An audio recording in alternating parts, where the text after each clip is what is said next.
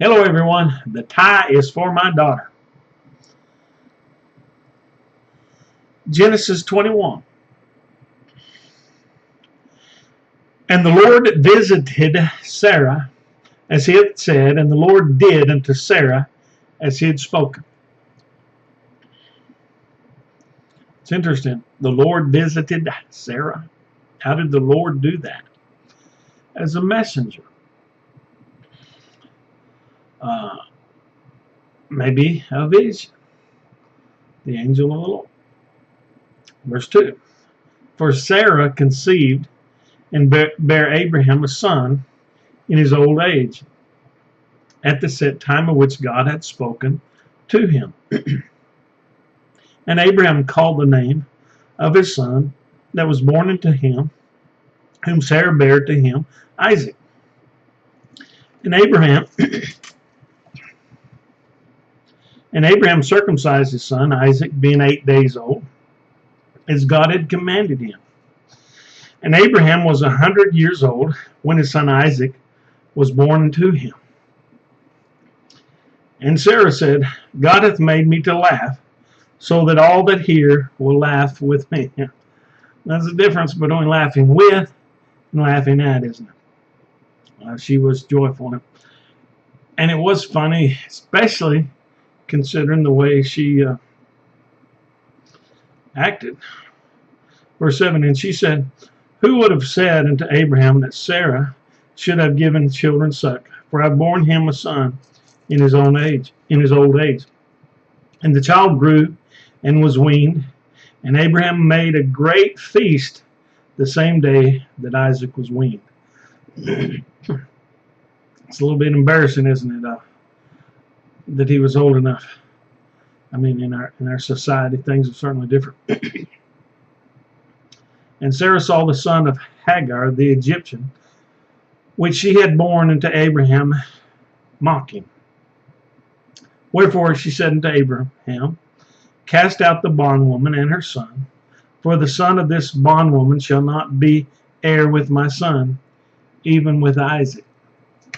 Now she was laughing, but she was certainly regretting some of her earlier decisions, wasn't she?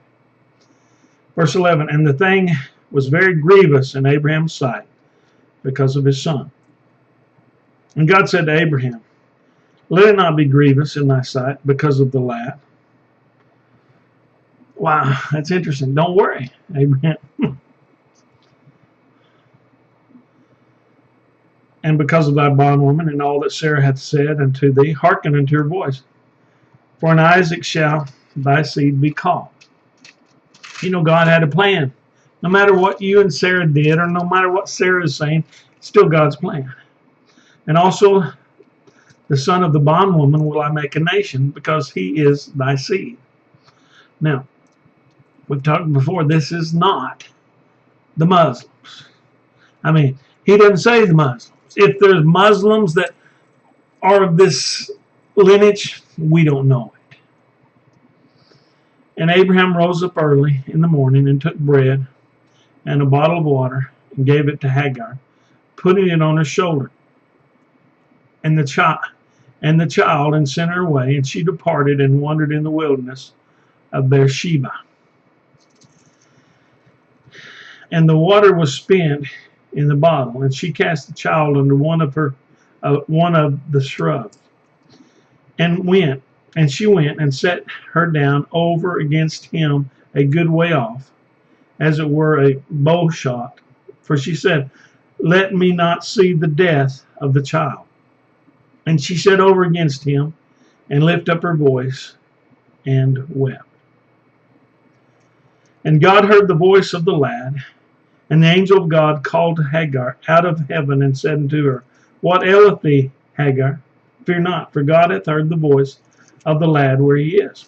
Arise, lift up the lad, and hold him in thine hand, for I will make him a great nation.